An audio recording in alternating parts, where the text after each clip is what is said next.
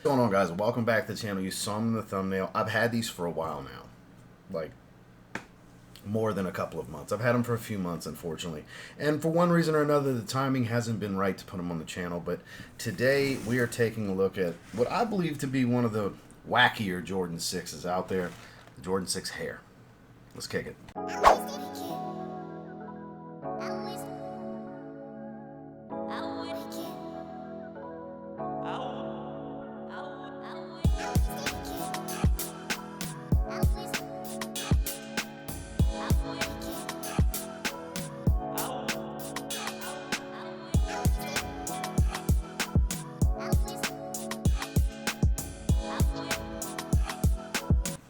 So, carrot on top of the box. No secret what that represents. The Looney Tunes tie-in for Bugs Bunny, basically. Air Jordan. Here you can see it. My true size, 8.5. Neutral gray, black, and white is what the tag says for color. That is not the colors of this particular pair of sneakers, but whatever floats their boat, right? Look at that wacky paper. Very much a 90s type of color with the wax paper, 90s pattern, and all that good stuff. Love it. So absolutely stunning with the color scheme of this. You have the white tumbled leather, which is actually a genuine leather. I'm so proud of them for actually using genuine leather for a change. You can see the grain. Smooth, like Durabuck for this neutral gray. You have kind of this pink berry nylon for the tongue, going into that yellowish orange with more of that pink berry and green, which you have some wacky colors on the translucent outsole. It's that, I keep calling it pink berry. Solid rubber that's this lime green, and then you have this like candy purple Jumpman. Get that light to hit it just right. You see that solid rubber, and then you have a bunch of solid white rubber as well. But just a beautiful look to it. There's enough neutrality and enough color pop to really jazz this thing up. You have the purple Jumpman with the Air embroidered in the rear.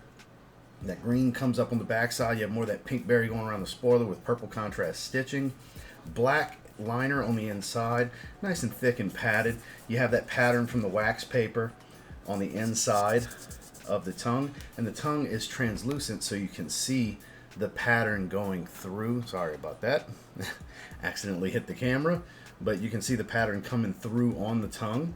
And then one of the best features about this to me, even though it's not an original colorway, it got a polyurethane insole. And what I find odd about this, because again, you have that pattern, I'm here for it, very 90s. It says Air Jordan 11. It's an Air Jordan 11 insole, 8.5 mins like it's supposed to be, but hey, that's completely irrelevant. It just happens to be something that I noticed, and whatever. Super cushy, comfortable, because anybody that knows anything about retro sixes, they're bricks. This is a dense polyurethane midsole. No comfort whatsoever. It's like wearing a rubber cup sole with no foam, damn near. Visible air sole unit that you don't feel in the heel, and then an encapsulated air sole unit in the foot again that you don't feel, because you have this board last on the inside. It's nice and stiff and rigid. You don't feel any foam. This is all of your stepping comfort. So to actually have a beautifully squishy, cushy polyurethane mid insole for a change is a beautiful, wonderful thing. It is superior to the Dream Cell stuff that they typically use. You can see that sock liner. It's a semi-booty construction because it is like a stitched in one-piece nylon piece. They are not breathable, even though it's very much a summer color scheme. Not really a summer shoe unless you want your feet to be hot, because it doesn't breathe. But the leather and the Durabuck on here are actually pretty nice, I have to say. We've got some semi-premium materials, I guess is what we'll say here. Not the highest quality stuff the Jordan brand's ever used, but the leather is actually soft to the touch. You can see the natural ripples from the way they tied it, stitched it into the last and everything going around on the shoe. You can see the wrinkles in the actual skin. They did a good job with it. They actually used decent materials. Again, because they wanted this so smooth, they went with Durabuck, because Nubuck would be a little bit fuzzier, because it's a very thin cut. Suede, I don't think would have looked as good. So I'm glad that they did go with this Durabuck for this neutral gray on the inlays here. It does look really well. I gotta say, if you want some color pop when you're rocking some joggers or some jeans or something, this is gonna do the trick with brighter colors, more neutral colors. Darker colors, I mean, it depends. I mean, if you're rocking black, this will definitely pop and stand out. But grays and whites and beiges and things of that sort, as far as neutral colors, this will really stand out. This will add some pop to your outfit for any of you that like Jordan 6s, which I'm a big fan of the 6. I have several pairs at this point.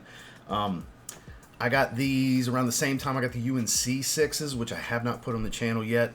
Kind of these more obscure, non-OG colorways that I just love from the Jordan 6 is what we're going to be going over here in the coming weeks.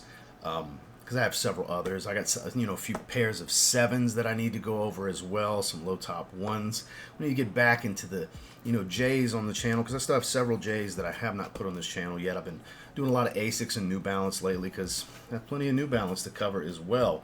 But man, it's nice to go to a 90s classic silhouette with this 90s color scheme that's, you know, a dedicated ode and homage to Bugs Bunny, which they, like I said, they have the Looney Tunes, Warner Brothers tie-in from the Space Jam movie and all that good stuff. So, beautiful shoe. You'd have to get them from GOAT. They do run true to size, run a little big, but true to size will work. 8.5 fits me perfectly fine, as it does with all other retro J's. And I forgot exactly what I paid. It wasn't crazy. It wasn't some crazy, ridiculous amount of money that I paid for them. I don't remember specifically. It wasn't retail.